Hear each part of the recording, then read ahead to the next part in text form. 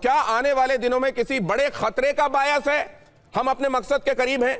जब जब जब सैफुल्लाह कसूरी ये कहता है कि इस समय आर्मी हमको पाल रही है, आर्मी यहां नमाज़े जनाजा में आती है, हमने भी देखा कि नमाज़े जनाजा में हम मारते आतंकवादियों को हैं, वहां पहुंच जाते हैं फौजी वर्दी पहनकर। तो क्या हम अपने मकसद के करीब हैं? आने वाले दिनों में कोई इसमें बड़ा बड़ा खतरनाक इशारा है? आरजू काज़मी जी, आ रहा हूं सर आपके पास। नहीं देखिए, अभी उन्होंने कोई बात क्योंकि क्लियर की ही नहीं है, तो उस पर हम कोई भी मतलब निकाल सकते हैं। हो सकता है कि वो टेररिज्म खत्म करने जा रहे हो, जिसको कि हम लोग काफी दिनों से सभी लोग कह रहे हैं। क्या पता उनको अचानक ही ख्याल आ गया हो कि टेररिज्म के ऊपर काम किया जाना चाहिए। क्या पता आपको हाफिज सईद और मसूद अजहर आप लोगों को गिफ्ट करने वाले हो। तो वो कोई भी बात हो सकती है, क्योंकि किसी बात को साफ साफ कहा नहीं गया है। तो हम उसके बहुत से रिजल्ट्स निकाल सकते हैं, लेकिन अगर हम अच्छे रिजल्ट निकालें, पॉजिटिव तरीके से सोचें, तो शायद टेररिज्म खत्म करने की बात कर रहे हो, जिसके लिए जाहिर है कि उनको हर तरफ से प्रेशर दिया भी जा रहा है, लोग कह भी रहे हैं, और पाकिस्तान खुद भी भुगत रहा है। और भुगतेगा क्यों नहीं, क्योंकि जाहिर है जब हमने इतना सपोर्ट किया ऐसे गलत लोगों को, तो फिर अब हमारे ऊपर जब आके पड़ना शुरू हो गए वो, तो हमें अचानक से याद आया कि ओहो, ये तो फ्रीडम फाइटर नहीं है, ये तो टेररिज्म कर रहे हैं। लेकिन उससे पहले जब वो किसी और कंट्री में या आपकी कंट्री में कर रहे थे, तो हमें वो फ्रीडम फाइटर दिखाई दे रहे थे। This is hoping against the hope. जिस बुनियाद पर असल में उन्होंने खुद की कुर्सी की तामीर की हो, और वो जब सोते हैं बुलेट प्रूफ जैकेट पहनकर सोते हैं, ऐसे में वो कट्टरपंथियों को अपना दुश्मन बना देंगे टेररिज्म को खत्म करने के लिए। ऐसा मुझको लगता नहीं है। दीपक सर, आपका एक कमेंट, और उसके बाद मैं जरा कमेंट्स की एक फहरिस्त दिखाऊंगा। मुनीर ने जो अलग अलग वक्त पर बयान दिए हैं, वो ये बताते हैं कि उनका मकसद क्या है, किस तरह के मकसद को हासिल करने के करीब है, उनके बयानों में क्या इशारा छिपा हुआ है, उन्हीं के बयानों से जानेंगे। लेकिन उससे पहले दीपक सर आपके पास। मैं सिर्फ इतना कहना था, मुझे तो लगता है बहुत कंफ्यूज है ये आदमी। ये ट्रंप साहब के साथ बहुत दोस्ती करता था। ट्रंप ने झापड़ मार के 75 देश जो हैं जहां पर पाकिस्तानियों, उसमें पाकिस्तान शामिल है, जिनको इमिग्रेंट वीज़ा नहीं दिया जाएगा, क्योंकि वो जानता है उसका कारण ये है, उसको पता है आसिफ मुनीर उसका कारण है और उसके ख्यालात। दूसरी चीज़ बता दूं सर, जिहाद के टाइम में जब ये लड़ रहे थे सोवियत संघ के साथ, एक गुलबुद्दीन हिकमतियार होते थे, मैं उनको मिला हुआ था, एक मुजाहिद था, उसने कहा कि ये लोग हमें आदेश दे रहे हैं, ये पाकिस्तानी, अरे हम तो कभी जंग हारे नहीं है, इनकी बात क्यों सुने जो कभी जंग जीते नहीं है। और फाइनली एक सवाल पूछता हूं सर, दो उसके पड़ोसी हैं जो मुस्लिम देश हैं, शायद नाम आपने सुना होगा, एक का नाम अफगानिस्तान है, दूसरे का नाम ईरान है। क्यों मिसाइलें फेंक रहे हैं एक दूसरे पे? अरे अल्लाह के नाम में शांति होनी चाहिए। क्या कर रहे हैं आप? मुसलमानों को मारेंगे? शर्म नहीं आती आप लोगों को? ये दोगलापन जो है देर तक नहीं चलेगा, अपने मुन्निया को बता दीजिएगा। ये दोगलापन, लेकिन क्या ये दोगलापन खुद पाकिस्तान के अंदर डिकोड नहीं किया जा सक रहा है? क्या वहां के लोगों को यह बात समझ नहीं आ रही है कि किस तरीके से लोगों को बरगलाया जाता है धर्म के नाम पर? जब कोई वहां पर कोई बड़ा, आप जानते हैं पाकिस्तान के लोगों के ऊपर सिर पर कर्ज कितना है, पर कैपिटा इनकम कितनी है, और जब वो पैदा होते हैं कितना सारा कर्ज लेकर पैदा होते हैं, जहां गधे बेचकर आमदनी, चाइना को गधे बेचेंगे और अपने घर की तिजोरी भरेंगे। जहां पर इस तरीके के एम्बिशंस हो, उस मुल्क की हालत क्या है ये आपको पता है। और वहां 5,000 करोड़ की एक शादी होती है।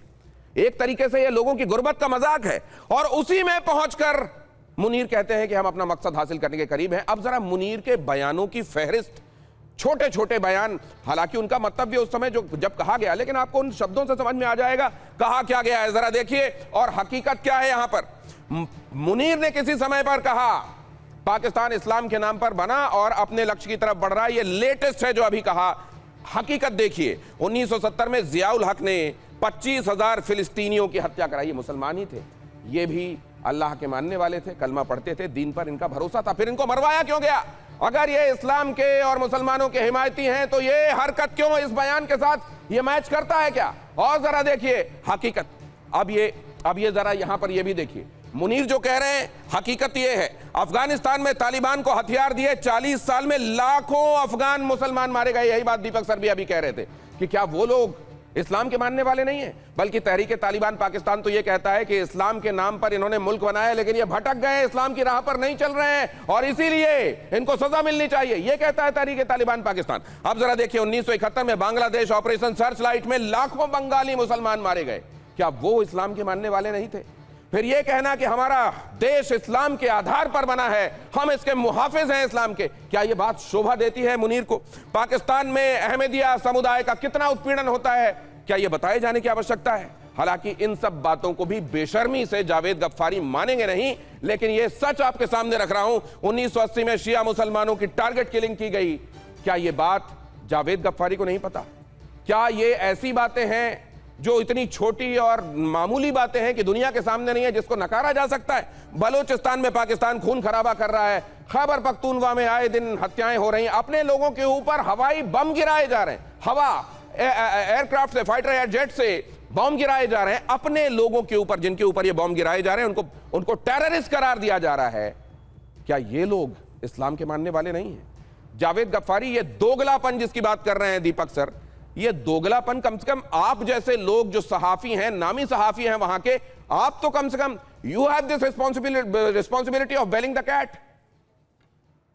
दिनेश जी, मैं हमेशा एक ही बात करता हूँ कि जो भी गलत कत्ल करता है वो उसके ऊपर लानत भेजता हूँ, और मेरे से क्या चाहते हैं आप? मैं कुछ कर सकता हूँ इसके अलावा? आप बताएं क्या कर सकते हैं आप? मतलब ये गलत कर रहे हैं ना? जो भी दुनिया के किसी हिस्से में गलत कत्ल करता है उसके ऊपर मैं लानत भेजता हूँ, आपकी टीवी पे बैठ के कह रहा हूँ। अगर यहाँ पर हुआ है तो उनको ऊपर भी लानत भेजता हूँ बगैर तफरीक के। जिसने भी किया है गलत काम, जिसने भी गलत कत्ल किया उसके ऊपर मैं लानत ये बहुत बड़ी बात कह रहे हैं जावेद गफ्फारी। बगैर नाम लिए असीम मुनीर पर जावेद गफ्फारी का हमला, बिना नाम लिए जावेद गफ्फारी ने कहा जो गलत कर रहा है उस पर लानत भेजता हूं मैं, कहा जावेद गफ्फारी ने। अब जरा देखिए, अब जरा यहां पर आपके सामने कुछ बयानात रख रहा हूं, यहां मुनीर के बयान आपके सामने बहुत क्विकली दिखाइए जरा, मुनीर ने कब इशारा किया, और यहां से आपको पता चल जाएगा मकसद क्या है। जब मुनीर ये कहते हैं कि हम हासिल करने के करीब हैं, अल्लाह ने सऊदी को कस्टोडियन और पाकिस्तान को उसका रक्षक बनाया, ये कह रहे हैं असीम मुनीर। ये दिसंबर 2025 का स्टेटमेंट है। उन्होंने 2025 में ही कहा भारत पाकिस्तान जंग के संदर्भ में कि ये ऑपरेशन बुनियान उल मरसूस है। अब देखिए, ये नाम इस तरीके से दिए जाते हैं, आपको याद होगा लश्कर तैयबा, जैश ए मोहम्मद, करना का काम क्या?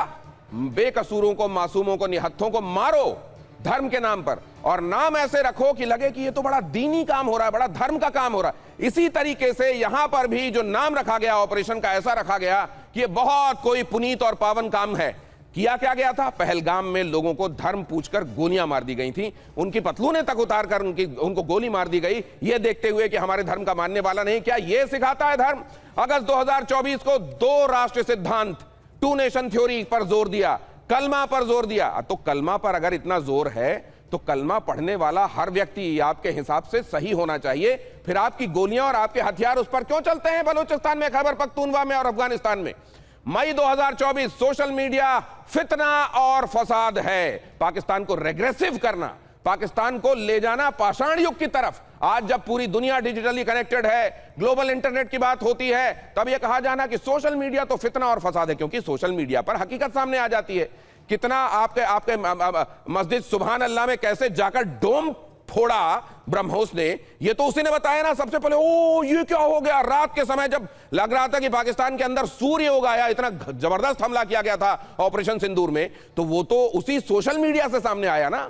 तो सोशल मीडिया कहीं हकीकत ना दिखा दे, बता ना दे कि हम एआई का इस्तेमाल करके फोर्ज तस्वीरें सामने रखकर खुद को फील्ड मार्शल में बनाने में लगे हुए हैं, इसलिए ये फसाद और फितना है। अगस्त 2023 टीटीपी को खारिजी कहा, यह फितना खारिजी कहा जाता है। नाम ऐसे रखो ताकि ये लगे कि हम तो बहुत धर्म का और दीनी काम कर रहे हैं। दिसंबर 2023 अल्लाह पर भरोसा और जिहाद की बातें करना। अक्टूबर 2023 फिलिस्तीन का मुद्दा, धार्मिक कर्तव्य बताना, और भूल जाया जाना कि फिलिस्तीन से जुड़े हुए लोगों के साथ जियाउल हक ने क्या किया था, और आप भी वहां उस पीस फोर्स को, कथित पीस फोर्स को ज्वाइन करने के लिए आगे बढ़े हैं जो असल में फिलिस्तीनी लोगों के खिलाफ ही है।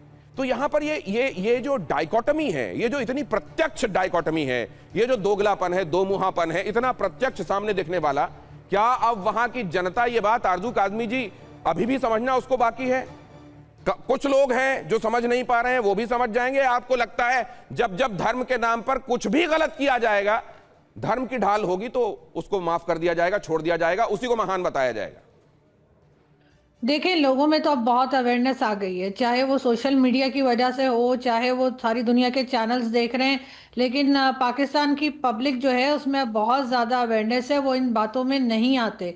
और शायद यही वजह है कि ये डर खौफ जो फैला हुआ है। सोशल मीडिया को लेके बार बार बात की जाती है कि इसे कंट्रोल किया जाएगा, इसे बैन किया जाएगा, चाहे वो इमरान खान के सपोर्टर्स कर रहे हो। और बहुत से लोग इमरान खान के सपोर्टर्स ना होते हुए भी अब ऐसी बातें कर रहे हैं, जिससे पता यही लग रहा है कि अब जो लोग हैं पाकिस्तान में, उनमें बहुत से लोगों ने अपनी सोच को बदला है। बहुत से लोग जो है बात को समझ रहे हैं, और यही बात इनको जो है परेशान करे दे रही है। इसी वजह से बार बार ये कई बार आपने देखा कि कभी प्रेस कॉन्फ्रेंस 3-3 घंटे की जाती हैं और कभी स्टेटमेंट्स दी जाती हैं, जिसका कोई खास इनको फायदा नहीं हो रहा। लेकिन मैं ये जानना चाहता हूं, इशाक डार हों, ख्वाजा आसिफ हों, जियाउल हक हों, मुशर्रफ हों, ये कभी ना कभी किसी ना किसी तरीके से ये भी कह गए कि हाँ देखिए हमने कट्टरपंथियों को बढ़ावा दिया, कभी वेस्टर्न कंट्रीज को उसके लिए रिस्पॉन्सिबल बता दिया, कभी किसी और वजह का, और ये कहा कि हाँ हमने कट्टरपंथियों को बढ़ावा दिया।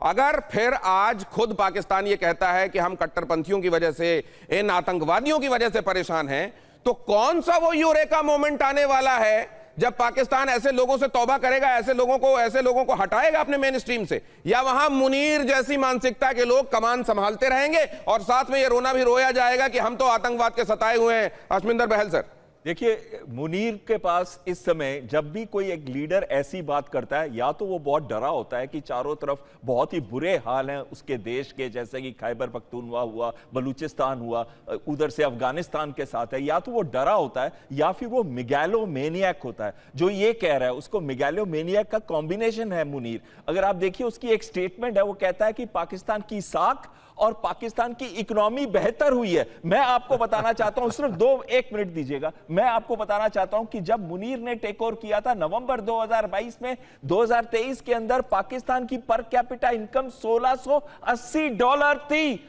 आज जब मुनीर ये स्टेटमेंट दे रहा है तो पाकिस्तान की पर कैपिटा इनकम $1479 है, 15% के करीब गिर चुकी है।